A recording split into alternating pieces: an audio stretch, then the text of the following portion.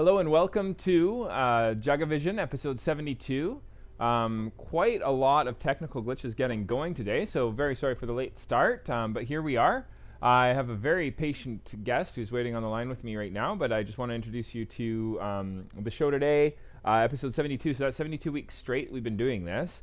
We have some really, really fun shows that we've been doing. I really encourage you to check them out. Last week we had Xiaohuo live from Phoenix Mountain in China. That was fantastic. We've had Made by Marcus on here talking ice cream. We've had the fellow who mastered my music album, CPS Mastering, on here. We've had fantastic shows with farmers live from Origin, with others in the tea industry. We have had live participants from Germany and the Czech Republic, and it's just been so great to virtually drink tea with such amazing guests. So please go onto our YouTube channel, youtube.com/JagaSilk, and check out the archived episodes. You can also click to it off our webpage, JagaSilk.com. And in case I didn't mention it, I'm Jared Nyberg, and I'm one of the owners of JagaSilk. Today, joining me is going to be Andrew Mitchell. He is the owner of GeaZone Eco Courier. He has a fleet of electric cars that deliver products around Victoria and the lower, south part of the Vancouver Island here, where JagaSilk is. We utilize their services whenever we can, and I was just talking to Andrew and getting his insights on electric cars, and I thought how amazing it would be to just bring him on the show and talk about the end of the world and tea at the same time, and everything we can do to prevent the end of the world, like drive electric cars and all that fun stuff. Andrew, are you there? Are you there, Andrew? Let's see if I'm here. Hey, awesome. Okay, Andrew. So you're gonna help prevent the apocalypse, I think is one of our goals for this afternoon session. But welcome to JagaVision. Thank you for making the time to come on the show. Yeah, absolutely. And sorry Thanks for that, for having me. the delay getting going. You want to tell everybody watching a little bit about GeaZone? Yeah, sure. GeaZone Eco Courier, we started back in 2012. We're a final mile delivery business, and our mission is to deliver with emission-free vehicles, whether it's electric assist bicycles themselves, electric tricycles, cars, and electric trucks. You don't have electric tricycles. We have electric tricycles. That's how we started back in 2012. Are you for real? That's awesome. Yeah, we did 2 cargo electric assist tricycles, and that's how we started our deliveries and where's your service in the downtown Victoria area. So yeah. I want unicycles. No, too tough. I need 2 wheels. What about those really old school bikes with the really large wheel and the little tiny wheel in the back? Oh, what are those called? Oh darn, I forget the name of those things. Is that happening? You could be like really tall. You could like fling the packages from like. No, that might be a liability. Fair enough. Cool. Yeah. How long ago did you start? Yeah, so we started in 2012. Okay. And we're still going today. So amazing. We're servicing all of Vancouver Island, Hmm. and into the Vancouver region. We just launched into Vancouver the month before the pandemic started. Right. Okay. And that was challenging. And now we've been growing over there for about a year and continuing on. So trying to continue outwards through BC. Fair. Yeah. I'm excited for it. I didn't know you were up into the North Island as well. Hey, that's cool. So it's the full deal. So you're so electric cars. I was just researching them. They've come such a long way. Like I was kind of worried about getting one back in the day because I felt like it would die after I drove like 50 kilometers or something. But I'm seeing ranges like 300, 400 kilometers becoming something that you can attain. It's still quite expensive, but they're getting cheaper and cheaper and all that stuff. But why I guess other than the obvious, why did you go with electric cars? This is purely an environment. Like where did that play? Like, are you like personally just interested in the ethics of it, or like the environmental sensitivity of it, or you saw kind of like a niche opportunity there? What made you go down this road? Yeah, it's a bit of everything. That was a pun, by the way. It really comes down to the focus of the business and the underlying core values of sustainability. that I kind of focused on with growing out the business plan and how we originally started the company, and the focus around the long-term aspects of what we're doing from a transportation standpoint. Right. And I used to race mountain bikes, professionally back in the day, and so Very cool. it was sort of a transition from my cycling racing background into the electric cargo tricycles and bikes, and then the vision kind of grew from there into electric vehicles. We had a lot of clients asking us to go quite a bit further than the bikes would go, Right. which we tested a few times but didn't really work out. Right. And the only way to achieve that and kind of compete in the market space that was required for us to gain the larger accounts to be sustainable as a business, we needed electric vehicles, and it still met what we were trying to achieve. It just sort of grew from the bike and trike component. So you started with the bikes and the trikes. I don't you gotta. So Alibaba sometimes sends me these sort of like products that I should buy. Like the spam letters. I saw the awesomest electric bike. So you can have 5 people on one bike. There's a compartment in the bottom area to keep your pet. There's like a cat carrier in the bottom area where your feet are, and then there's an adult can go behind you, and then you can have a child, like a small child in front of you or a small person. And then I don't know how they managed it, but you can have 5 people riding on the same bike, which I thought was the awesomest thing.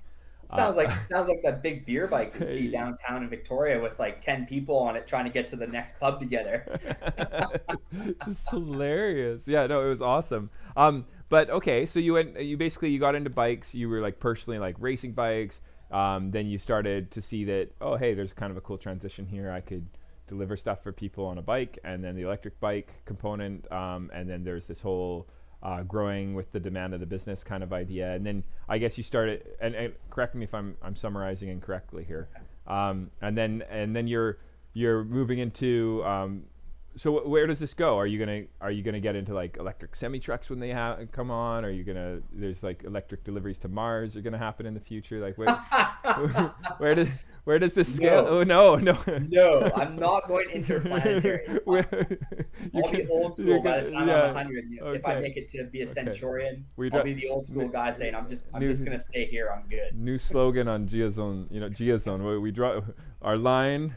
We don't ship to Mars. That's our okay. Where does this go? And I'd love to. I have another question about sustainability for you. So yeah, where does this go? Yeah, I mean we're continuing to try and grow our business.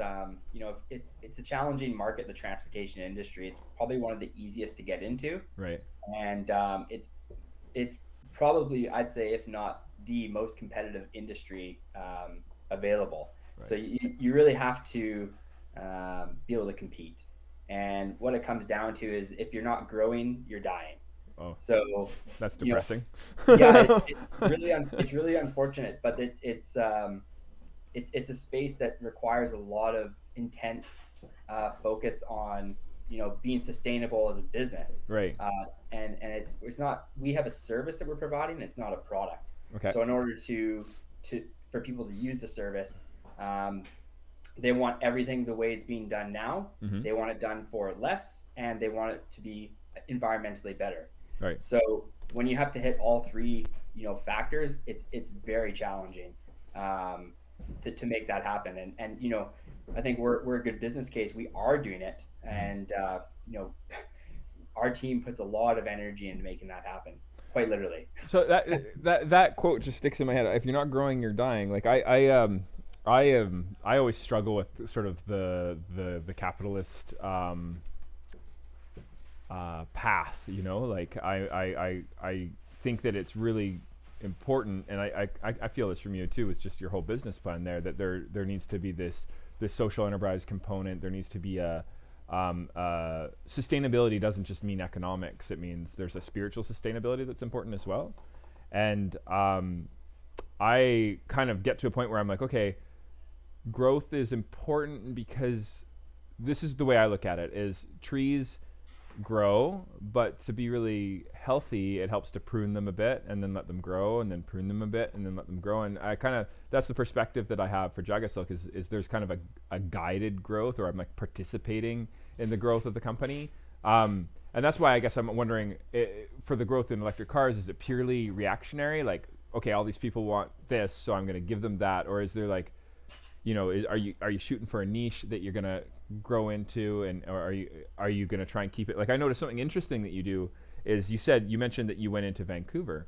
I ship to Vancouver, but I don't ship through you, and I've wanted to, but you don't really connect those two dots. You kind of keep, and I thought that was actually kind of interesting, because although you could, and it probably makes sense to eventually do that, it makes more sense to sort of develop these hubs where you're sort of like working in these very localized hubs. And I think that's a really interesting way that you're bringing your business. But yeah, I mean, that's where GeaZone's in a unique position right now, and we've been there for a while, but we are growing with the technology, right, and we're definitely on the limits of what we try pretty much everything. I mean, okay, we've tried electric trucks. We had them 4 years ago, some of the first ones ever.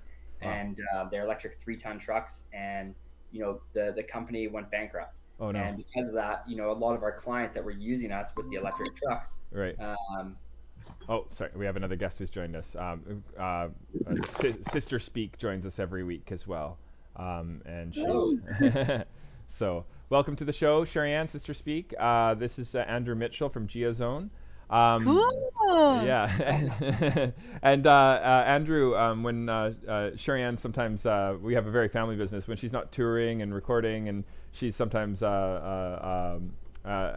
out when she's in Victoria here at JagaSilk, and we have a lot of she helps to schedule the live performances that we host every final Friday of the month here. Is involved in the marketing of that, but she's going to know your company well, seeing all the GeaZone pickups and stuff when she is in Victoria. She's not right now, but yeah. So Sherri Ann, Andrew from GeaZone, and Andrew, Sherri Ann of Sister Speak. I'm a huge fan of GeaZone. Nice to meet you, Andrew. Likewise, nice to meet you too, Sherri. Awesome. And now that Sherri Ann's joined us, maybe we can while we're talking about electric cars, we could make some tea. I'm so down. Got Excellent. it here. Okay. I'm at the lake today. I'm thirsty. Awesome. Okay. So I'm gonna. Where's everybody? So are you in Victoria then, Andrew?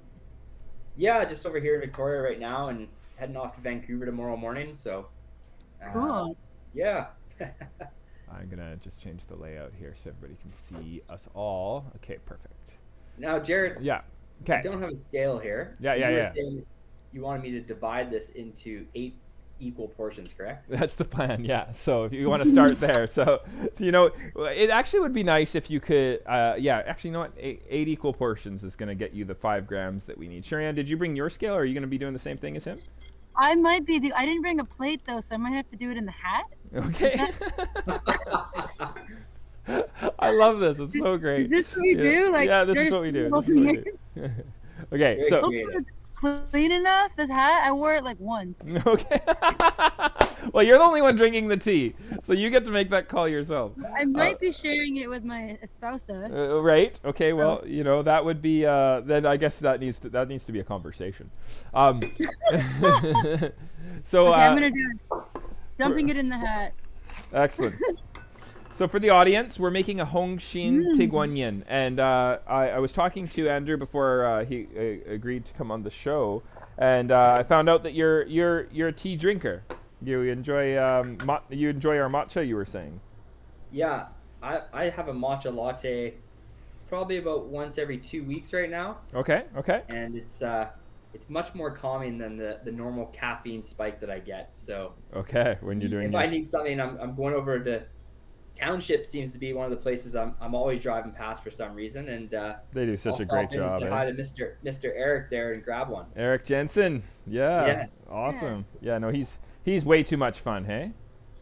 He is a lot, yeah. No, he's an exuberant man, and he does a great job. He sends all of his staff to us for training, and he's really up on his game, and I love sending people his way to go and have our products. 'Cause we're not really open to the public that much, hey? Like we're only open to the public on Fridays for drink service, and the rest of the time we send people over to Township and other customers that we have here in Victoria.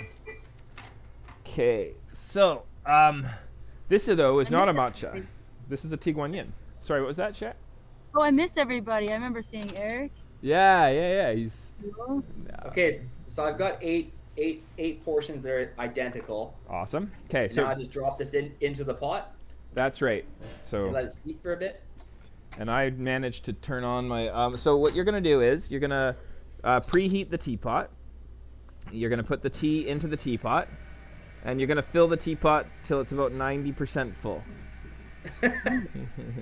Well, I already did the first part, but I kind of messed up on the preheat of the teapot. So Okay. You still have portions. You could we could redo this, or you know what? It might still taste good. Why don't we give it a go?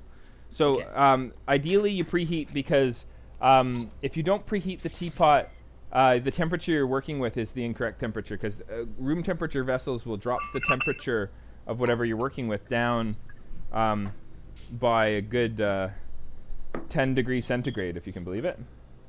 So if you put in the water and then the tea, you're actually not working with the right temperature. But if you extend the brew time a little bit longer, then you're going to be okay. So what we're going to do is, this is my setup. I'm going to just drop my 5 grams in. And 5 then, grams? yeah, and then I'm going to do a... How many water? Sorry, how much water? We're doing 5 grams, 150 grams of water, which is the same as 5 ounces. Like half a cup?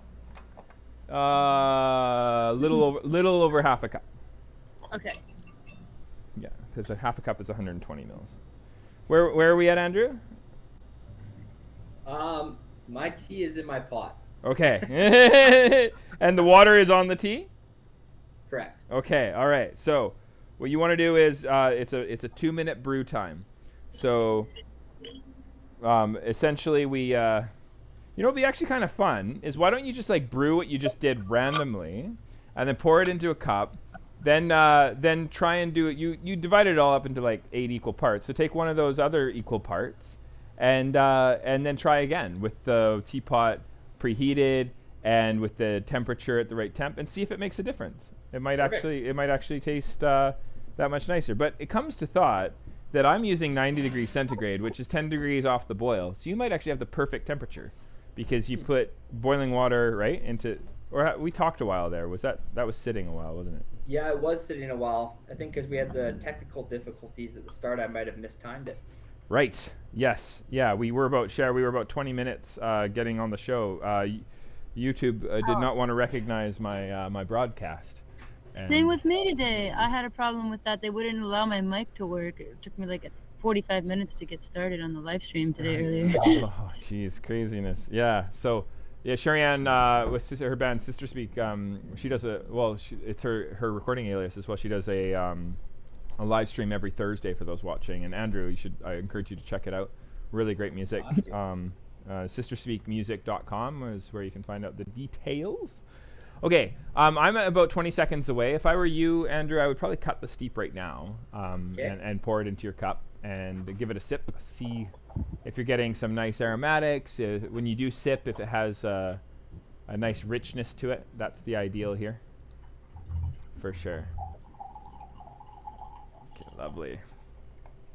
For the first time ever, I'm so sorry, but I forgot my strainers. I have to get creative. Okay. Do you have a lid? I do. That's what I was gonna do. Just like this, and like kind of have it. Yeah. Pour out a little bit. You can be like a Guy Wan. That's what. Oh, it's working. And yeah. That's actually. This particular style of tea is quite large leaves when you look. Yeah. And it lets you get away with a very simple filtration system like that. So. Wow. So Jared, tell me a bit about this tea that we're drinking. So this is a Tie Guan Yin. It literally translates into Iron Goddess of Mercy, if you can believe it. Crazy name. And it's essentially a fairly traditional oolong. The style of oolong is they refer to it as a qingxiang, and it's essentially talking about the oxidation level. So it's a very light oxidation. So you're gonna taste flavors that are reminiscent of a green tea, because so the difference between a green tea and an oolong is you wanna use a process called enzymatic oxidation to allow the polyphenol oxidase enzyme, it's called the PPO enzyme, to brown the leaf. And how long you let it brown the leaf and when you pause that enzymatic oxidation it's gonna be one of the role players, the big role player for where that tea ends up in the genre. Like, is it a green tea, an oolong, a red tea, a black tea? It has a lot to do with when you pause that enzyme from doing its work. Does that make sense? Yes. Okay, so oolongs, especially this oolong, is on kind of about 20% moisture loss before they pause that enzyme from doing its work. And pausing the enzyme, you hit it with a blast of heat and you kill it, and that's called kill green, that process. Anyway, this is using the reason this is called a Hongxin Tie Guan Yin is because these days, you know, in apples, how Gala and Granny Smith and Red Delicious taste so different from one another? Sure. But they're all apples, right? In tea as well, you have the cultivar, or the variety, playing a very big role in the end flavor. So even though this is a Tie Guan Yin, and you could get a Tie Guan Yin from a cultivar called a Qingxin, this is the Hongxin. So the Hongxin Tie Guan Yin is the kind of like the classic cultivar for making this particular style of oolong. So we have a very classic cultivar made by a farmer in Anzi in Fujian, which is that's where oolongs were invented. So it's from like the origin of oolongs, and then instead of using the more popular Qingxin, they've gone with a classic Hongxin variety, and that's been made into this Tie Guan Yin. They've withered it quite lightly, so it's got this really, but you know, it's a very, very perfumey nose. Hey, like it smells like lilies or osmanthus or something. It's delicious. Yeah, bit of a jasmine and almost an apple. Totally, apple, right? do you taste the apple? Yeah, totally. We were talking like honey cake today. There's like a wheat or butter or something in there too. There's a band in the background again, so just let me know if it's too loud. Okay. Whereabouts are you again, Sherri Ann? I'm just a little bit south of Montreal, not far. I'm in the eastern part of the North America here. Yeah. And performing and doing some gigs and stuff. So we were just talking about electric cars, Sherri Ann. But maybe you can tell Andrew just quickly about Sister Speak, and then we could. I had some more questions for him. Oh, well, I love tea, and I drink it a lot when I'm touring, especially JagaSilk tea. I just had a matcha latte on the live stream today. I'm just super grateful. It's helped me a lot. I could talk about Sister Speak, but I want to talk about it in relation to tea. Like, the long story short, we came up with a tea together. In the last album, I drank like 4 of these like all day. Like, I just drank. It's called Singer's Delight, and it's a marshmallow root and a bunch of different things. We put it together, and it worked. I sang for 12 hours straight. Wow. It was insane. And the matcha too, like the thing is, like, I feel like I'm having a smoothie in the morning. I think I'm getting a bit of an accent being out here. This is funny. Just developing. But yeah, so it's delicious. I'm really grateful. It's been life-changing. I'm going to be honest. Kind of like my guitar has been life-changing. It's consistent. Here it is.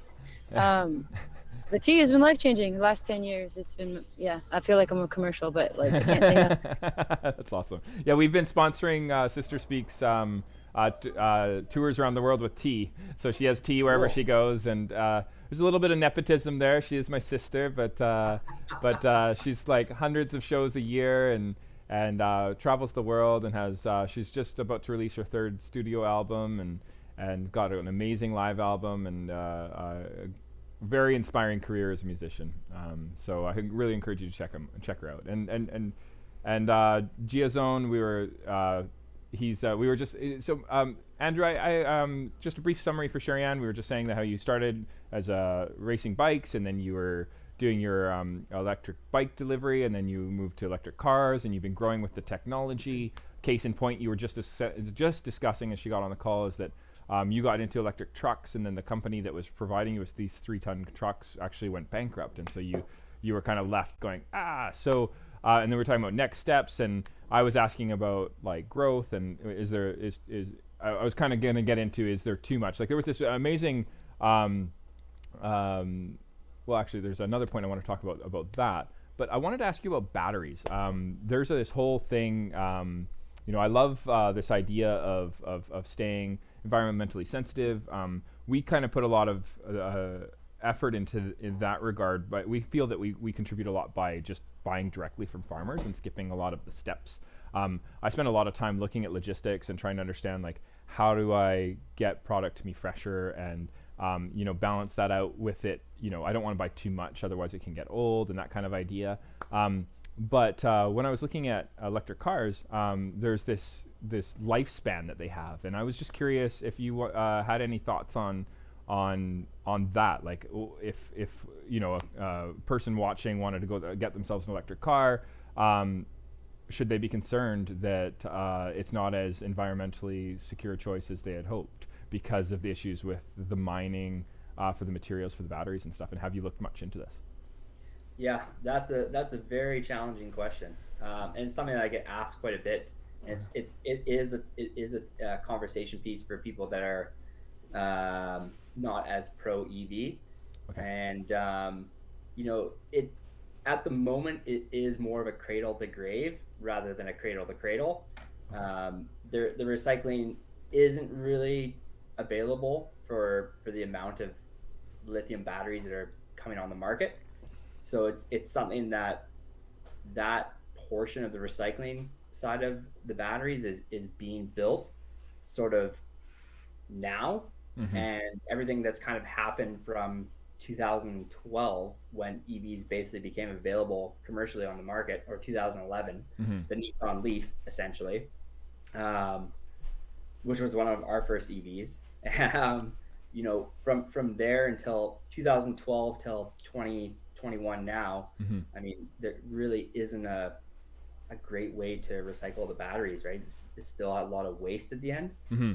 And it's something that they're trying to figure out, what they can do. And there's a lot of people that are investing heavily into creating that portion of it for the recycling and the end life cycle of the batteries. So is there Yeah, hope around the corner? There's some is there like a different style of battery that might be coming out that might replace lithium batteries and be a little bit more sustainable, or what's the? I mean, there's a lot of news articles out there that would lead you to believe so, but I mean, commercially available today, there doesn't look like there's anything that's going to be coming down the pipeline that's scalable. Right. I think those batteries exist and the technology's out there, Mm-hmm. but like it comes down to the cost of it, and it comes down to the ability to get the material to manufacture it as well. Right. And if it's not scalable, it's that's why it's not on the market right now. Right. Yeah, that makes sense. No. Yeah. No, this is interesting. Otherwise it would be on the market today. Well, because there's this whole like idea of just, I guess, when the technology isn't there, kind of waiting for it. But it's like the chicken before the egg kind of scenario too. Like, if you don't jump into electric cars, then there's not going to be the market to be able to create the spaces for dealing with the problem. But then the other side of it is creating this problem, and if we don't deal with it quick enough, then it's just, there is that, I guess, element to it. But it's also a pros and cons scenario too, right? Like, which is worse? Like, yeah, burning. I'm a firm believer that we will need to transition away from fossil fuels. Yeah, totally. And electricity is going to be the source that generates the power to the vehicles, and how we store it is the current problem. But the infrastructure to get the electricity into the vehicles needs to be started to be created now. And then it's kind of like the battery recycling. You sort of have to create one with the other still in a work in progress sort of state. Mm-hmm. And there's the hope, I think, that we'll get to a point that technology, you can move away from a lot of the lithium into a different form factor that alleviates a lot of that waste. Mm. But right now we kind of have to have the infrastructure and a model that's lithium and the electric car to move forward with. And There's a there's also hydrogen as well, right. which Yeah. is, you can have hydrogen vehicles that run off of electricity through electrolysis, Right. and that's another option too. But that's challenging as well on another front from a infrastructure standpoint. Totally. Yeah, that makes So sense. there is that avenue, but there's challenges there too. Yeah. No, it makes Yeah. sense. Sherri, please, if you have any thing you want to add or ask about, don't hesitate to jump in. Okay. Yeah, well, I was, that movie What Happened to Electric Car, and it was talking about how someone did invent an alternative battery. I didn't know if it was lithium or not. I can't remember. And then some people will buy the patents and then just shelve them because they're competing with other cars. So that if there's a way to encourage these patents to come off the shelf of things, there might be also something there for recycling that is on the shelf, and how do we encourage those things? I'm just saying it could maybe not be there, but Mhm. how do we encourage companies to take these things off the shelf that they're hiding, Yeah. basically? And also, do you know, like, I've always wanted to do an electric car tour. Do you know of a way to, like, is there an electric car like that has long mileage? Do you know the longest mileage an electric car can have now, or is there more Yeah, charging stations? it's getting up there. I mean, it depends on what you're bringing with you. It- Right? Yeah, that's it's true. always If it's it's a always small like the tour. energy density weight ratio. Like, Mm-hmm. the lighter you are, the more batteries, further you go. Yeah, So, yeah. Yeah, that makes. But got you. I mean, with our vehicles, like we have Teslas that we use in our fleet.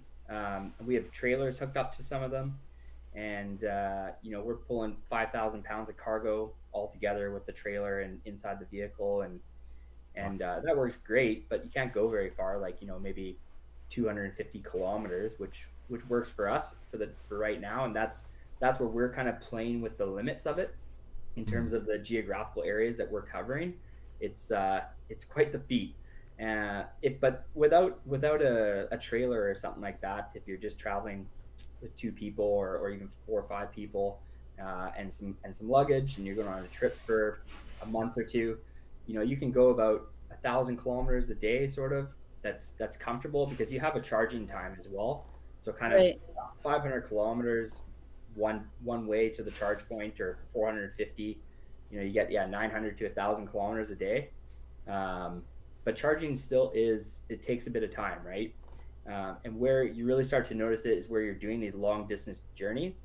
And if you are traveling that 500 kilometers, when you get to your charge point, to charge from zero, or to charge from, let's say you get there with 10%, from 10% to like actually 100% or 99%, which is what you want to leave at. So you have as much range as possible and as little range anxiety as possible. It still takes about an hour and a half to an hour and 40 minutes to get there. Okay. And that's And on so a fast that charging car. yeah, and that's the challenge, right? Like, even as the charging stations get faster and faster, then you still have to get from that 80 to 100% Mm. is always going to take a lot longer. Oh, So interesting. you need a vehicle that goes 800 kilometers, and then you can charge it to 70%, and that's a very quick charge from 10% to 70%, and then you actually have the 500 kilometers, but you can charge it in half hour.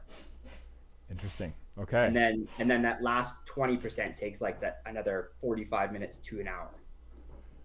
Okay. Oh, interesting. Yeah, I was reading about like manners where like you've charged to 80% and then move on is kind of like the nice thing to do. Yeah. I don't know if you know. I don't know if I ever shared this with you. Obviously, I haven't shared this with Andrew. When I was in California, like more often than I am now, obviously. Before, I basically mostly used electric cars for getting around town. So they had this thing, you could rent it, and if it was below 25% or below 20%, you take it back to the original headquarters in Santa Monica. But otherwise, you just pick up the electric car, and the first hour was free, and it was like wrapped in all these different random like car wraps to promote the car. So we basically just traveled around Santa Monica for free for like a year. Cool. And and also go to LA, and we park, and then when you park it, you have a region you can go within. So that was really fun, and that was really cool, and the cars drove really smooth. They had like 100 and 120 miles, 150 miles range or something. What is that in But then I kilometers? did, What's 150 kilometers? like it was almost like a 200 kilometer range, I would say. Cool. Okay. Yeah.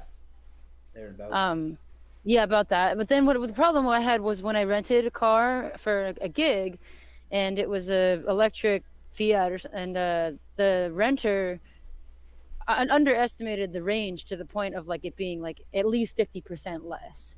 So I'm on my way to the gig, and all of a sudden it's just plummeting. I was like, what's going on? And then I found a charging station, but I ended up having to Uber like an hour. It's like, oh, this is kind of pointless to rent, and then I'm still using a gas guzzler.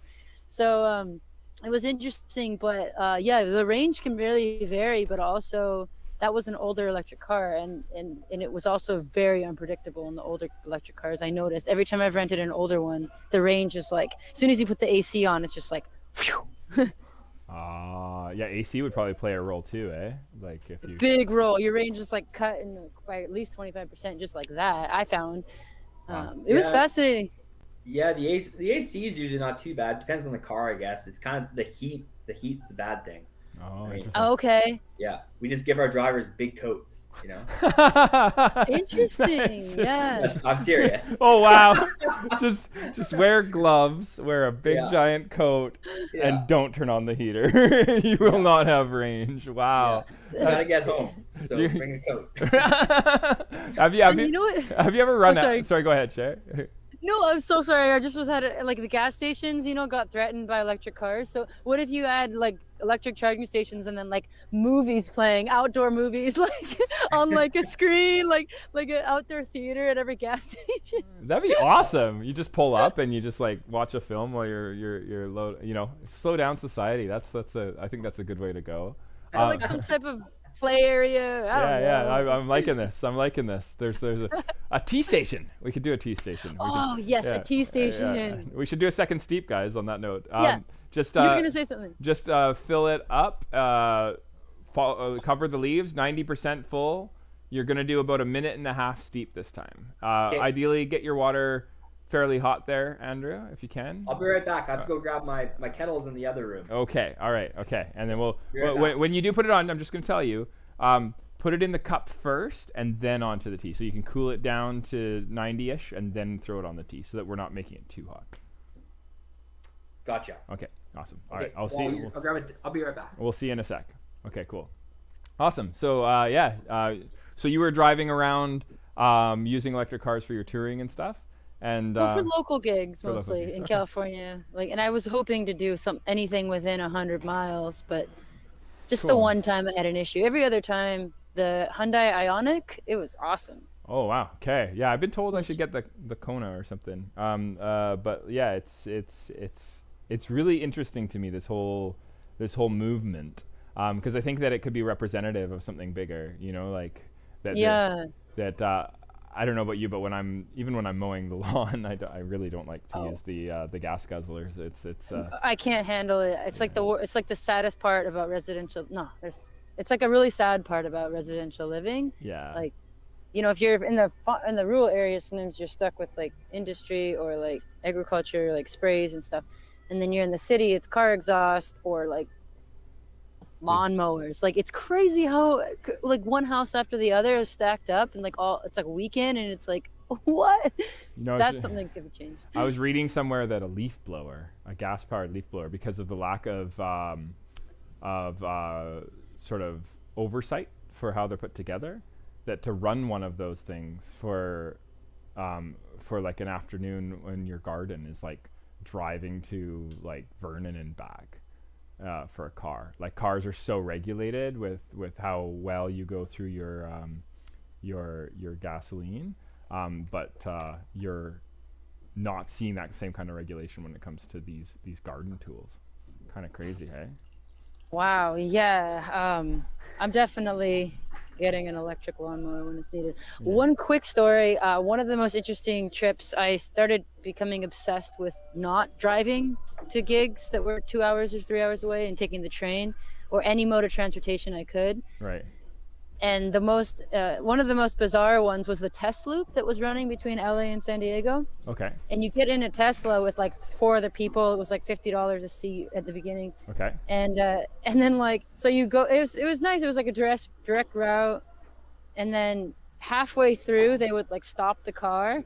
Okay. And they're like, all right, it's time for the Tesla dance. And then the car would do this like dance. You ever see that on TV? It would just like start like blasting music in the parking lot. And it's like, doors were like, wah, wah, wah, and had like this synchronized dance thing. It was like all part of the trip. It was so hilarious. Wow, that's so random. It'd be really funny if there was nobody in the parking lot and only one person in the car, and they just like did this very rambunctious, highly energized experience all alone. Well, there were only 4 of us in the car. I'm like, I wonder how much energy this takes up. But That's a good question.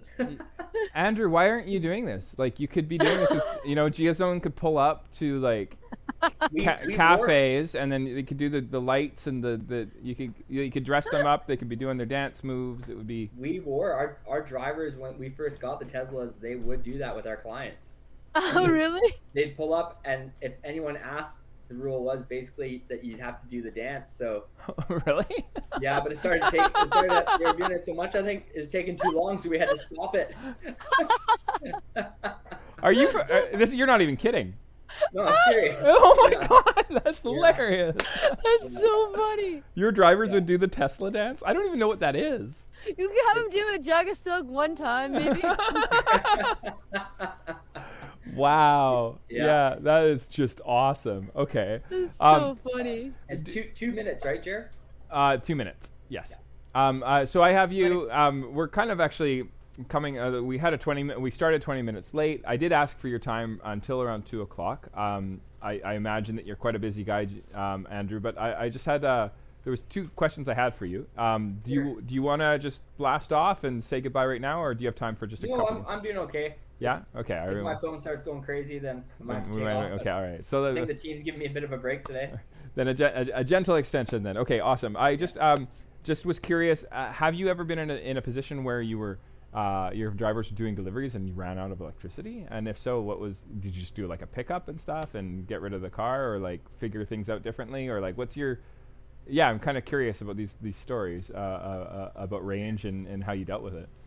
Yeah, I mean it's pretty similar to if you run out of gas. I mean, the only thing that's different is you can't really just bring a jerry can along with you in another vehicle and fill it up and get it to the gas station. The only method really that works is towing. Oh, geez. So and yes, we have had that happen, and it's been a lot in the cold months. Interesting. Where, it's interesting because like most peak times, like the busiest time for most courier businesses or final mile delivery companies is Christmas. Right. So that's kind of like it's no one's we're the only people that are the electric courier companies in BC. Like we're the only one doing it. Wow. And we've been doing it for 10 years. So it's interesting because when winter hits, there's a lot of pressure on the logistics and courier side to get things places. Right. For especially the day or 2 days before Christmas. So you have pretty much the worst possible solution for weather, which is cold and snowing. Right. And then you have low range, and you have the drivers wanting the heat to stay warm, and then you have they're working longer hours, so they're starting to miss little things like understanding and assessing the range, and then mistakes happen, right? So, and when that does happen, you have to tow the vehicle. There's no other solution. Jeez. Yeah. I think there's one company called Portable Electric in Vancouver. Yeah. We might have to give those guys a call, but they're not here on the island, so. And they come and rescue your vehicle if you need it. I don't know if they come and rescue. I don't think they have a program just yet. I think they're more a power source company for like movie industry and music industry. Oh, okay. So they're like instead of renting a generator, you work with them and they bring their big battery storage units that are already pre-filled with energy from clean energy from hydro, and that powers the event or yeah. You should have some sort of like like feed where you could have all your workers like on like exercise bikes, and then they could be like powering some sort of central generator, and then you and, or like wouldn't it be hilarious if you were driving these vehicles and they had something like that you just had some sort of manual charging ability? It would be helpful. Yeah. It would be super helpful, but you know, it to the size of these vehicles, you wouldn't be able to make enough energy to get it down the road in a day, right? Like these things are, you know, Yeah. 5,000-pound vehicles. Totally. To move one of those. But man, wouldn't it be amazing if you had sort of some sort of Flintstones apparatus? Yeah. It would just be hilarious. That's where the electric assist cargo tricycles were great, because, you know, even if you ran out of power, you still had the ability to get back. Okay. And, you know, the majority of when you're sending the electric cargo tricycles out is, you know, they have the battery capacity from your warehouse, your facility, so they're charged. And then throughout the day, if they deplete, at least at the end of the day, there's no cargo in it. Right. So the rider can get back. That's an interesting model. When you're talking about sustainability, that's probably the closest you're going to see in the next 10 years or 15 years to like being the most efficient possible, where you're using just enough energy, and also factor in the human component, which is still the most efficient way of doing anything is by yourself without machines. So, you know, there's a really good writer named Naomi Klein who wrote on a book called This Changes Everything, and it's about the climate crisis. And one of the things she goes into in great detail is just this innate need by human society to have control. And what Petro does is it gives you a really strong feeling of control. But of course the trade-off for that control is destruction of the planet. So there's these kind of we kind of have this accountability or this balancing that we need to play where when you harness energy, you know, everything, it's like a teeter-totter. Everything, when you pounce here, this over here is going to fly up. So if we pin something down and take total control, there's going to be things that go completely out of our control. There seems to be something intrinsically more sustainable about this electric vehicle experience. You know, I like to hear these kinds of things. Like, it doesn't give me the same comfort and convenience as Petro at this time. Who knows what the future holds? But and that's. I think that's good, though. I think it's good to be like, it keeps you more aware, like your actions and the usage of something as simple as heat and air conditioning and how that's going to affect your ability to do other things is actually a good thing to have to be concerned about, really.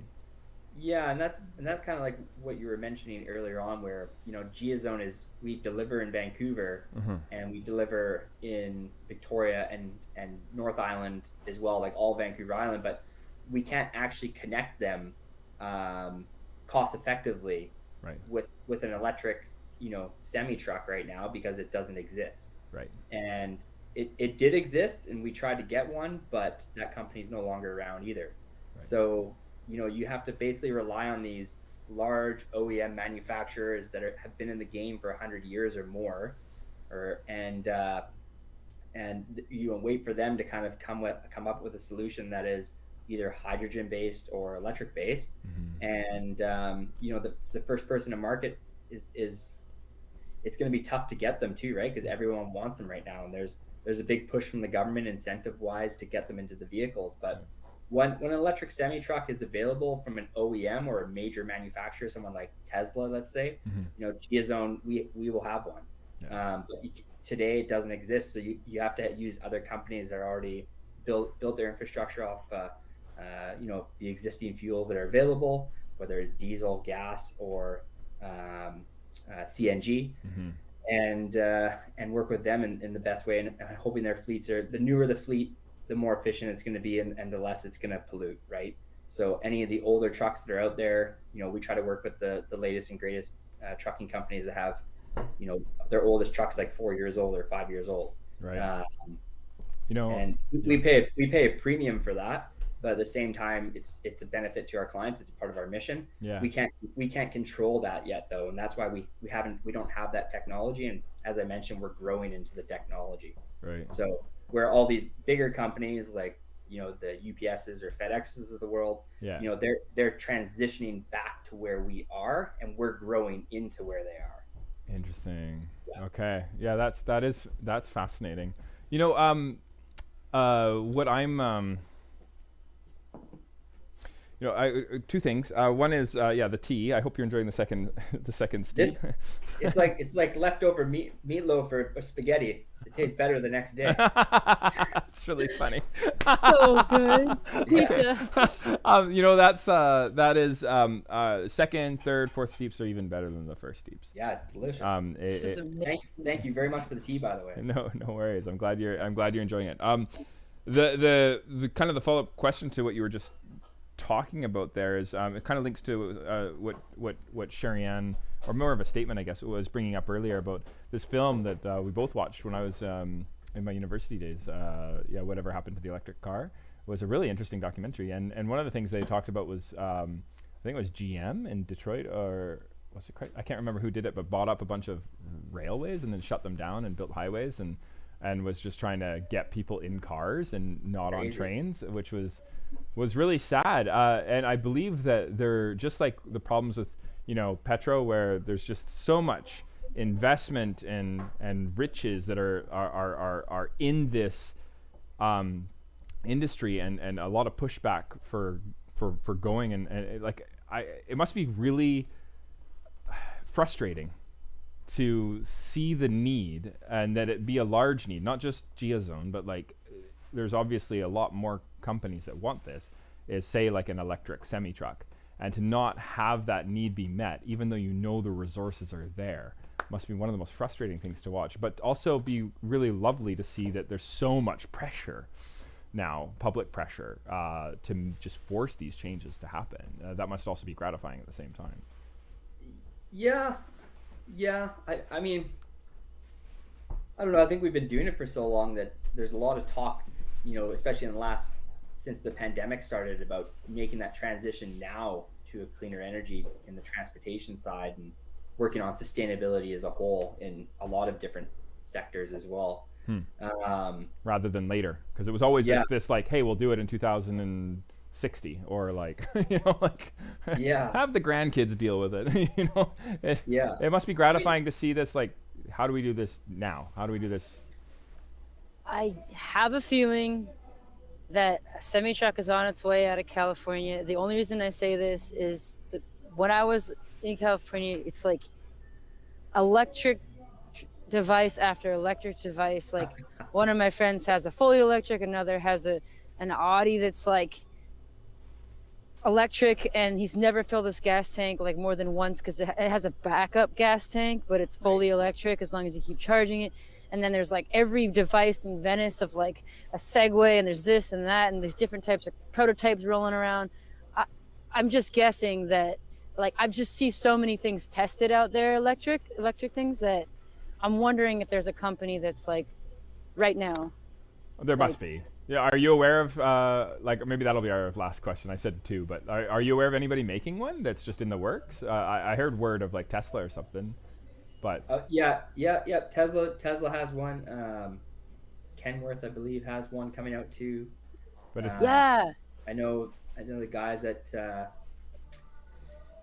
Nikola, I think the company's called. They say they have a battery electric truck coming as well, and they are coming down the pipeline. But it's going to be a work in progress. And the one major key thing I want to add here is, although there is a big adoption for EVs in BC right now and in Canada, one challenge that we have is there, with all the chargers that have been put in, and I think there's thousands in BC, not one is a commercial vehicle charger.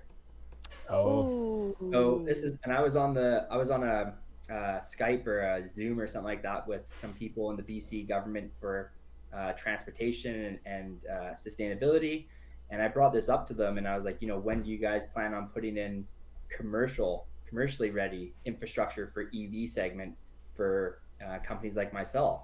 And they hadn't even thought about that. So one of the challenges when we arrived to a station, and I think you brought this up, Sherri Ann, is there's kind of like that friendly, like, hey, I'll only charge to 80%, and then I'll get on my way. But we have to charge to 95%, let's say, just to get to the next destination with the heat on. And so we started having people that were aggressively like coming and talking to our drivers, like, if you don't get out of here, like, there's going to be trouble. Oh no.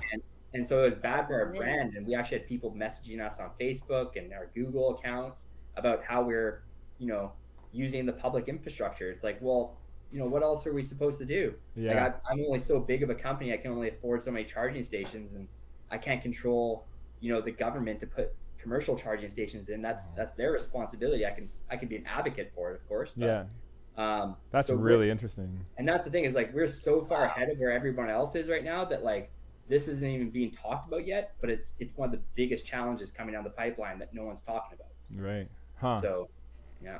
And that seems like a really important place to put resources. That's really interesting.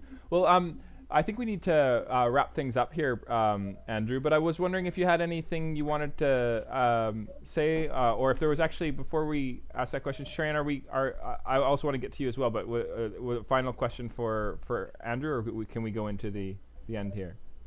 Oh, I was just gonna say, just a real quick question. Sorry. So, if there was a truck company that came out of like Los Angeles, wouldn't there be kind of extraordinary import fees for to be Canadian vehicle? I just recall that being an issue. Yeah, If it's it's not just the import fees, it's also the crash testing too. So it has to be certified in Canada, and so oh it has wow, to go through a certain amount of crash testing. And a lot of the manufacturers are based in the States. There is a couple now in Canada that have just started up, which is fantastic. I think it's called Lion Electric, Oh, cool. and they're a trucking company. They make electric buses and electric trucks, and they have some electric cool. trucks I think coming out at the end of this year or into the beginning of next year. Hmm. But as I mentioned, they're not an OEM. They're a bit smaller, so it's a big risk for my company. As we originally invested in these other trucks, you know, and they ended up, you know, falling apart. If that's your business strategy, it's tough to go with them. If you're a small, medium-sized company, the transition to sustainable transportation is incredibly risky, and I've been dealing with it for years. It's Wow. very expensive, and if you lose Wow. your clients, you're on the line, right? Right. So, you That know, for sucks. larger companies, it's much easier for them to take five trucks in their fleet of 100 and make them electric. And if two of the electric trucks go down and they need service, they have to fly someone out to come fix them. It's no problem because they have all the other trucks. If that happens to GeaZone, we don't have any other trucks. Right. So now we're not only paying for that cost, but we're paying for a rental vehicle and gas. So you're paying like 2.5 times extra, Right. basically, to have these vehicles. And so you need the bankroll to be able to float that. And and small medium sized companies aren't in a space. Maybe some are, but you know the way that we're growing, it's very challenging. Yeah, cash flow. That is definitely a shared challenge. I think that small businesses have for sure. Is how do you Yeah, definitely when you have access to the capital that the big players have, it's a different ball game, and that's I think controlled growth. I think if you just are careful and you just do small steps and you grow the business carefully, then that's the answer to that particular problem. yeah, exactly.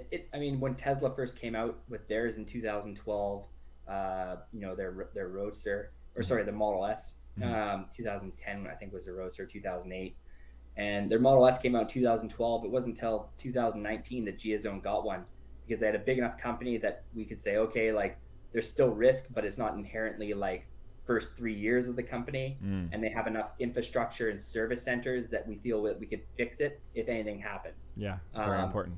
Yeah. so that's where we first onboarded our fleet of you know Tesla units with attached with trailers, and that's kind of what we're using as a truck, let's call it. Mhm. That's your go-to now. Are you going to stick with that, or you have something in the future that are you going to go with this like Lion Electric or Tesla Semi kind of thing? That's your idea for the future.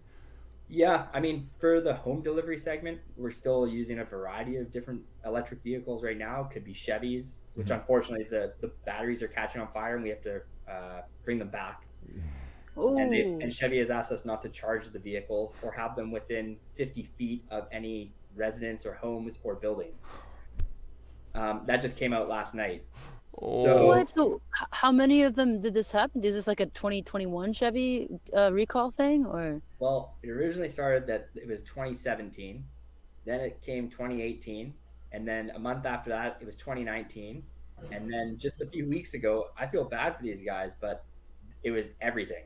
Even the ones they just started selling, the new ones and everything, 2022s, they've stopped sale of any Chevys that are electric right now. They've shut down the production lines, and LG Chem, who's their battery manufacturer, they don't have any batteries to put in these vehicles that aren't the ones that would catch fire.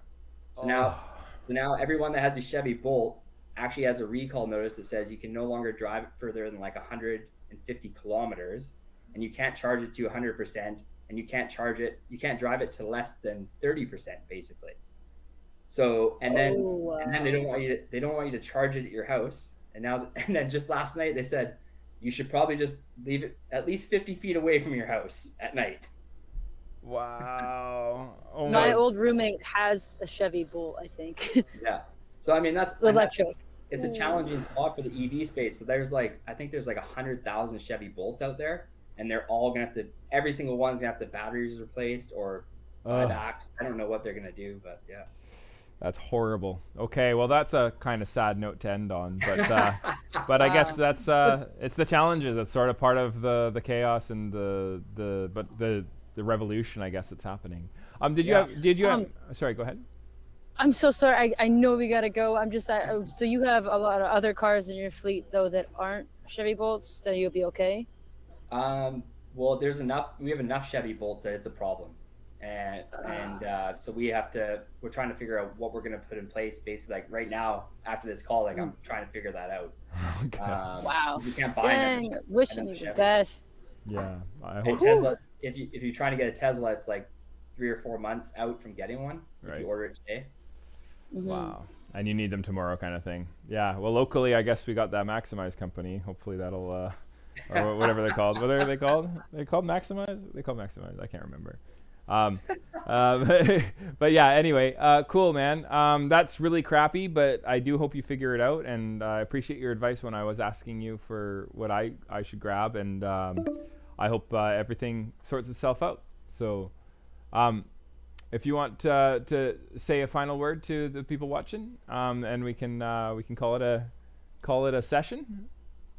Yeah, I mean, I don't really have anything else, but thanks for having me on, you guys, and yeah, thanks very much for the tea once again. It was delicious and very relaxing afternoon here for myself. So. Yeah, and I mean, what sounds like a pretty high octane business. Well, that's not even the right pun at all. Okay. Very high voltage. High voltage. That's it. We're gonna have to change the metaphor. Sherri Ann, Sister Speak. Do you have anything you'd like to say at the end here? I'm a huge fan of both of you. I'm super stoked about what you're doing. So thank you.